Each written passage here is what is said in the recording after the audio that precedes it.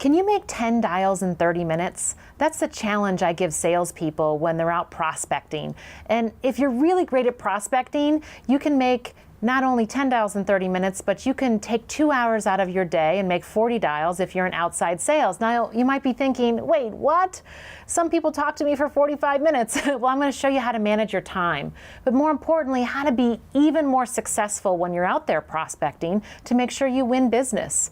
If I were to give you a referral and you were to call my friend, let's say 3 times, and she was really interested in buying from you, but she didn't call you back, what would you say on the 4th voicemail? And many salespeople say, well, I wouldn't call 4 times or I'd get upset. But I want to prove to you that eventually everybody buys, but they don't always buy when we need a commission, and that's the struggle.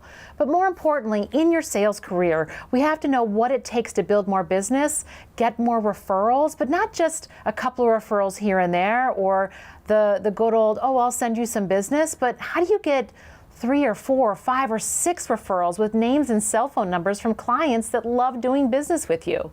How do you make cold calls, but more importantly, actually get people to call you back? How do you build business in a classy way? That is what this program is all about.